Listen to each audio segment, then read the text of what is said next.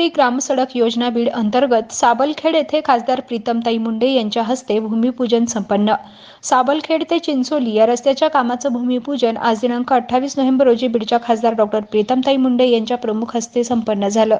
यावेळी आमदार सुरेश अण्णा धस, डॉक्टर अजयदादा धोंडे, वाल्मिक तात्या निकाळजे, विजय कोल्हार यांच्या प्रमुख उपस्थितीत संपन्न झाले। यावेळी शरद देसाई, माजी सभापती अंकुश चव्हाण, अनिल ढोबळे, सरपंच माऊली वाघ सह सर्व भारतीय जनता पार्टीचे पदाधिकारी व कार्यकर्ते मोठ्या संख्येने उपस्थित होते। काय म्हणाले खासदार प्रीतमताई मुंडे व आमदार सुरेश धस पहा सविस्तर। तेजवार्ता प्रतिनिधी संदीप जाधव, साबलखेड, आष्टी।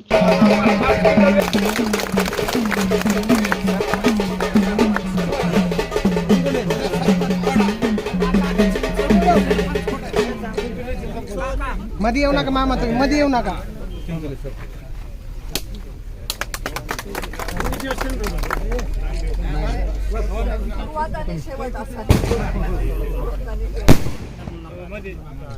मधल्या बाजूला एक मिनिट।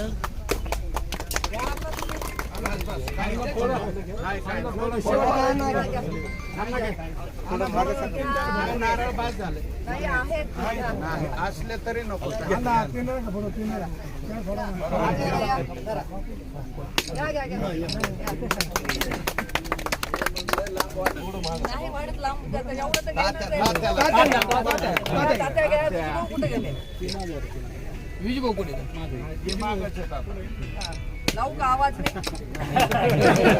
पलीकडे सरका बरं, एक मिनिट पुढे या।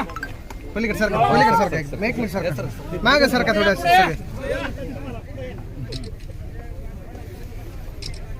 चला म्हणूया काय तुम्ही सगळ्यांनी नारळ फोडले म्हणजे माझं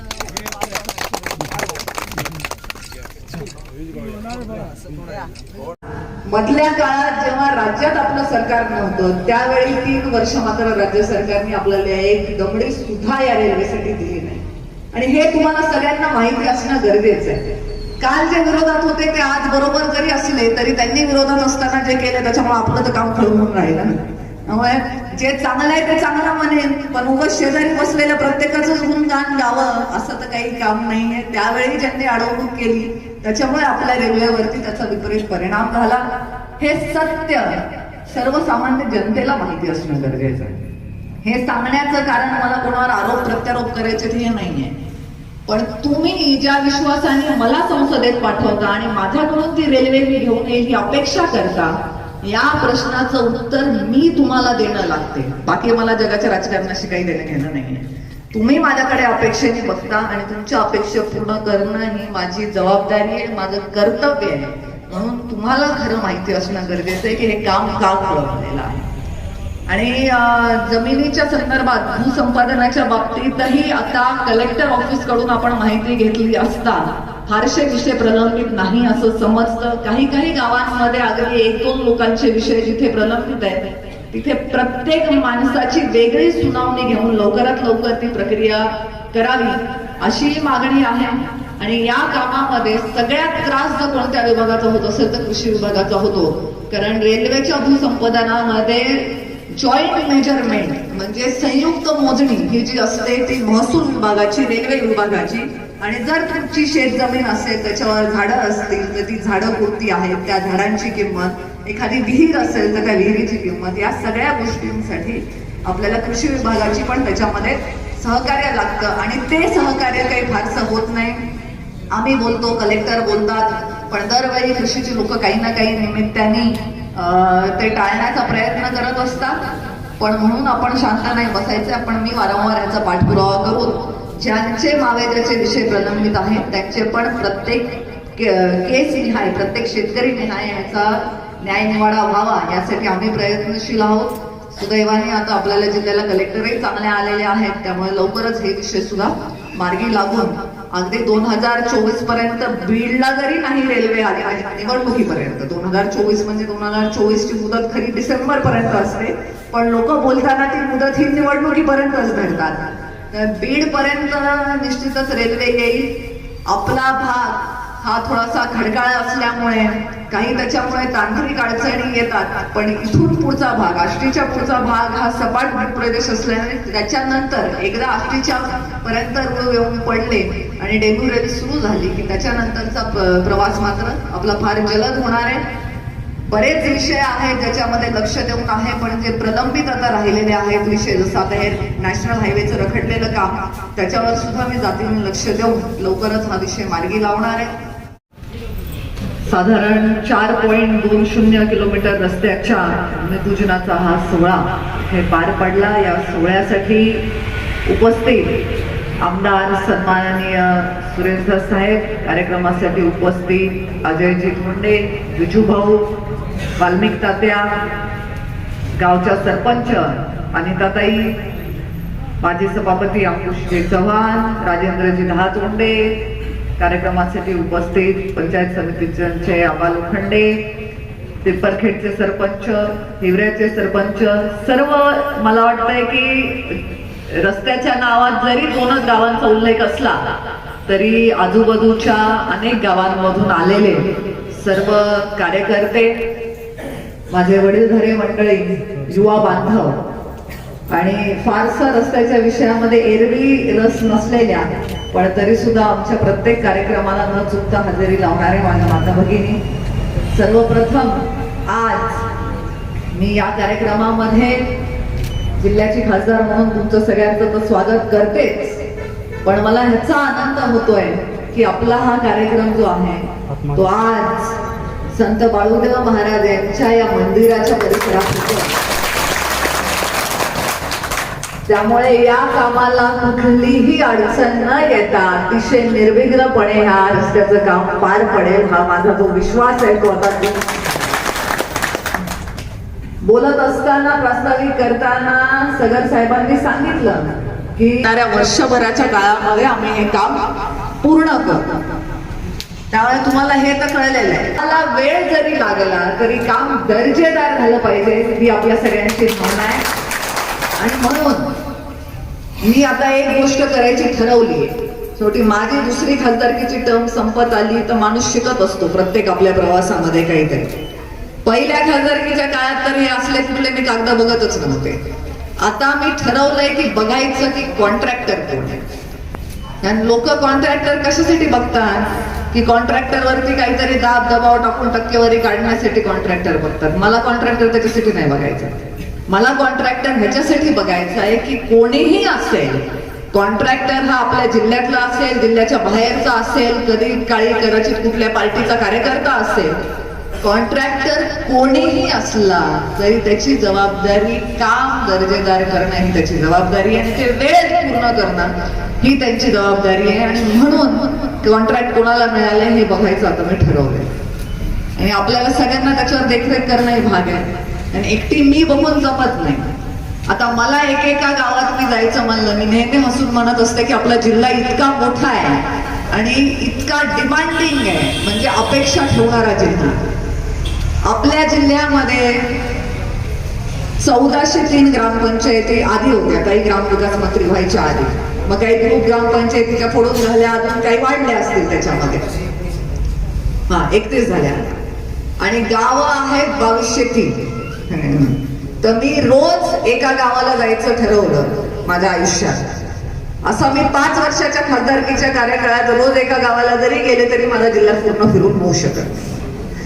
मी कामावरती देखरेख ठेवायचं असं ठरवणं म्हणजे मी तुमच्या माध्यमातून ती देखरेख ठेवणं मला भाग आहे. ज्या ज्या गावाच्या ठिकाणून हा रस्ता जातोय त्या गावात काम होतंय का नाही, ते काम दर्जेदार होतंय का नाही, त्या कामामध्ये कॉन्ट्रॅक्टर काही भेसळ तर करत नाहीयेत ना, आणि काम वेळेवर पूर्ण होतंय का नाही हे बघण्यासाठी तुम्ही सगळ्यांनी माझे कान आणि डोळे म्हणून काम करणं गरजेचं आहे. जिथे जिथे वाटतंय की कामात काहीतरी गडबड आहे ते कानावर घातलं तर आपण लागलीच त्याच्यावरती कारवाई करू शकतो.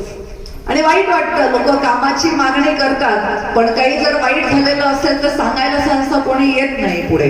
ह्याचं उदाहरण देते म्हणजे माजलगावचा जो नॅशनल हायवे आहे, तेलगाव कडून माजलगावकडे जाणाऱ्या रस्त्यावर, त्या नॅशनल हायवेच्या मधोमध एक उभी भेग पडली पूर्ण रस्त्यात. मला कोणीच कधी याची तक्रार केली नाही. माझा जीव जळायचा की हा माझ्या कार्यकाळात झालेला रस्ता आहे आणि त्या रस्त्यावर जर भेगा पडत असतील, कारण हा पहिल्या टर्म मध्ये झालेला रस्ता आहे. तुम्हाला म्हणलं मी कॉन्ट्रॅक्टर कोणी बघतच नव्हते, म्हणून तेव्हा लक्ष दिलं नाही त्या गोष्टीकडे. मग मी नॅशनल हायवेच्या ऑथॉरिटीला तक्रार करून, गडकरी साहेबांकडे तक्रार करून ती भेग बुजवून घेतली. पण हेच जर माझ्या कुठल्या कार्यकर्त्यांनी माझ्या कानावर आधी घातलं असतं तर जी भेग बुजवायला 1 वर्ष लागलं. ती भेग जेव्हा पडली तेव्हा लागलीच आपण बुजवून घेतली असते. थोडंसं आपण या गोष्टीने आपल्याला संपर्क वाढवला तर आपली कामं लवकरही होतील आणि चांगली लागतील. बाकी दस साहेबांचा अभ्यास तर सखोल आहेच आहे आणि त्यामुळे त्यांनी अनेक विषय इथे मांडले. एक रस्त्याची जी तुम्ही मागणी केली तो मंजूर झालेला आहे, त्याचंही काम लवकरच सुरू होणार आहे.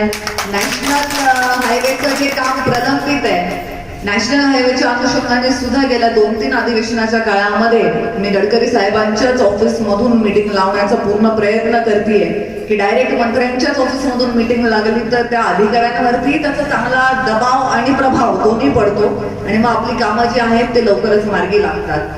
रेल्वेच्या बाबतीत सुद्धा सांगायचं झालं तर रेल्वेचा आढावा मी सातत्याने घेतच असते. अगदी परवाच मी अंमळनेरच्या स्टेशनवर जाऊन स्पॉटवरची पाहणी केली, तिथे बांधलेल्या पुलाची पाहणी केली.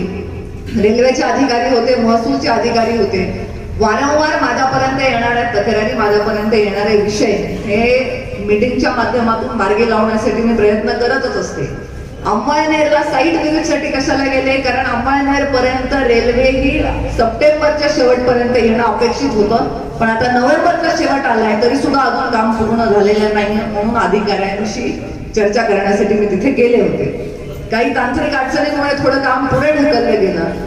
त्या अनुषंगाने भूसंपादनाचे जे विषय आहेत तिथे जे लोकांनी येऊन माझ्याकडे तक्रारी केल्या त्यांचं लागलीच आपण महसूल विभागाशी आहे आणि कृषी विभागाशी आहे, त्यांच्याशी आपण त्यांचं बोलणं करून दिलं आणि तात्काळ उपजिल्हा अधिकाऱ्यांना हे विषय मी मार्गी लावण्यासाठी सांगितलेला आहे. त्या दिवशी त्यांचे मुद्दे समोर आले, त्यांचे या महिन्याच्या शेवटपर्यंत त्यांचे जे पैसे आहेत ते वर्ग होऊन जातील.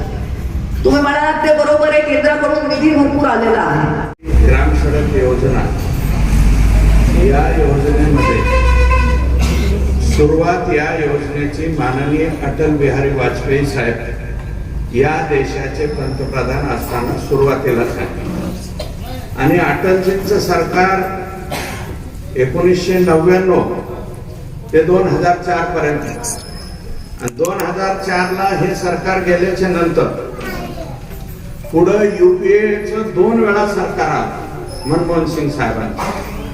टप्पा 1 युपीए आणि युपीए 2, परंतु ह्या दोनही कालावधीत सर्व पत्रकार मंडळी सुद्धा इथे आहे, मी जबाबदारीने बोलतो की युपीए 1 आणि युपीए 2 मध्ये PMGSY या योजनेला एक सुद्धा पैसा देण्यात आला नाही.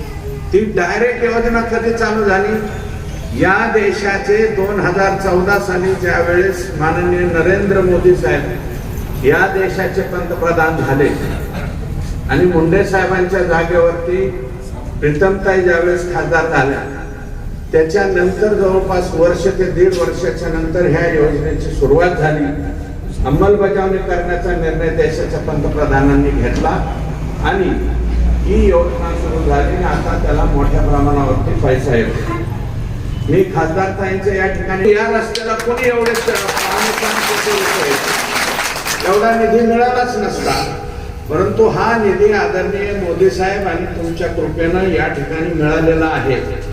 तुम्ही आष्टीमध्ये पैसे दिले, पाटोद्यात सुद्धा 2-2, 3-3 रस्त्याला पैसे दिले, शिरूरमध्ये सुद्धा या तुमच्या योजनेतला पैसे दिले.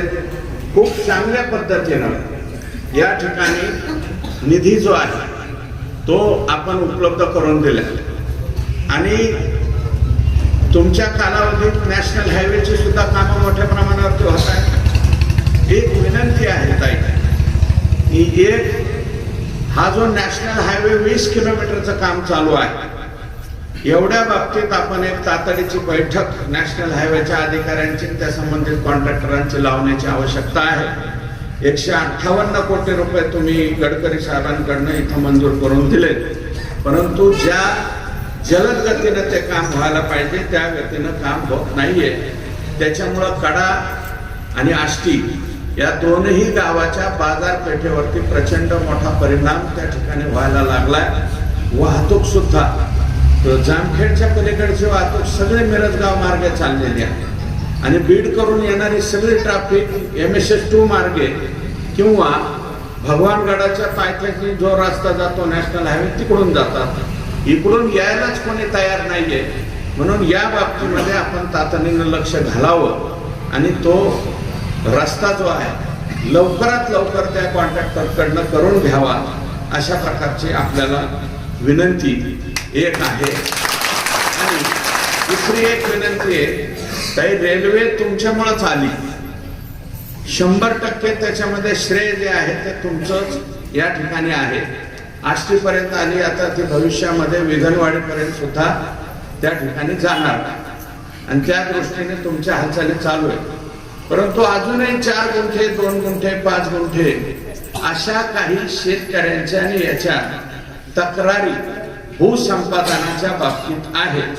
म्हणून आपल्याला एक विनम्र विनंती आहे की एक भूसंपादनाची बैठक ही तुमच्या अध्यक्षतेखाली घ्यावी. आम्हालाही बोलवावं, म्हणजे ज्या काही तक्रारी आमच्याकडे येत आहेत, अजूनही धानोऱ्याचे सुद्धा ते संग्राम शेळकेच्या आईची त्यांची तक्रार, साबलखेडच्या सुद्धा काही तक्रारी, चिंचोलीच्या काही तक्रारी, म्हणजे छोट्या छोट्या तक्रारी राहिलेल्या आहेत. तुम्ही पैसा दिलाय, परंतु खालचे अधिकारी जे आहेत त्याच्या अंमलबजावणीमध्ये. आणि रेल्वेच्या बाबतीत काय होतंय की आमचं त्या ठिकाणी रेल्वेचे अधिकारी फारसं गांभीर्याने घेत नाही.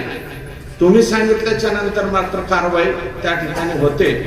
आणि एक पिंपळ्यापासून काकडवाडीचा जो रस्ता आहे त्याच्यावरती अर्धा पूल केलाय आणि तो कॉन्ट्रॅक्टर तसाच सोडून गेलाय. तो पूल अर्धा राहिलेला आहे. तो एक आपण GM जे कोणी आहेत नगरचे त्यांना जर आदेशित केलं तर तो पुलाचं काम त्या ठिकाणी लवकरात लवकर होऊन जाईल. लहान लेकरांना शाळेमध्ये जाण्याची सुद्धा परिस्थिती त्या ठिकाणी राहिलेली नाही. म्हणून तो एक प्रश्न आमचा सोडवावा. आणि केंद्र सरकारमध्ये आपण आहात, आपण सांगितल्याच्या नंतर प्रश्न सुटतात. तर सुरत चेन्नई हा रस्ता जवळपास 36 किलोमीटर आष्टीच्या हद्दीतून जातो, आष्टी तालुक्याची. त्याची मोजणी वगैरे झाली, सगळं झालं. पण एक विनंती आहे की सुरत चेन्नई इकडून जातोय आणि संभाजीनगर पुणे हा रस्ता सुद्धा इकडून जातो. त्या दोन्हीचं सेंटर भातोडी तालुका अहमदनगर, म्हणजे आपल्या दौला वडगावच्या पलीकडचं गाव, अगदी 2 किलोमीटरवरचं गाव. त्या भातोडी गावाला सेंटर होतोय. त्या सेंटर पासून हा जो MSS2 जो सगळ्यात अगोदर गोपीनाथराव मुंडे साहेबांनी म्हणजे ज्यावेळेस उपमुख्यमंत्री झाले त्यावेळेस तो रस्ता केला आणि त्याच्यानंतर त्याला पैसे कधी मिळाले तर पंकजाताई पालकमंत्री आणि धोंडे साहेब आमदार होते त्या कालावधीत त्या MSS2 ला पैसे मिळाले. आता जे मिळत आहेत ते थोडे थोडे पैसे मिळत आहेत. एक विनंती आहे की हे जे सेंटर होते संभाजीनगर पुणे आणि सुरत चेन्नई भातोडीला, त्या भातोडी गावापासून तो MSS2चा रस्ता डायरेक्ट बीड शहरापर्यंत जोडता येऊ शकतो. म्हणून तो एक नॅशनल हायवे आपण करून घ्यावा. कृषी भूषण बाबासाहेब पिसोरे यांनी तयार केलेले निवडक आणि एकाच वर्तुळाच्या कांद्यापासून तयार केलेले कांदा बियाणे. गेले 22 वर्ष कांदा उत्पादक देश परदेशात फिरून अभ्यासात्मक परीक्षणाने शेतकऱ्यांच्या हिताचा विचार करत तयार केलेले सोना 40 कांदा बियाणे कांदा उत्पादक शेतकऱ्यांसाठी सादर करत आहोत. ज्या बियाणाला देशभरातील अनेक राज्यातून मागणी आहे. दर्जेदार आणि विक्रमी उत्पन्न असल्यामुळे केंद्र आणि राज्य सरकारने पुरस्कृत केलेले सोना 40 कांदा बियाणे. शेतकरी बांधवांना विनंती आहे, आपणही याचा लाभ घ्यावा. शेतकऱ्यांच्या पसंतीस उतरणारे, शेतकऱ्यांना समृद्ध करणारे खात्रीशीर कांदा बियाणे संस्कृती सीड्सचे सोना 40 कांदा बियाणे. आता बहरेल कांद्याची सुवर्ण शेती. संस्कृती सीड्सचे सोना 40 कांदा बियाणे.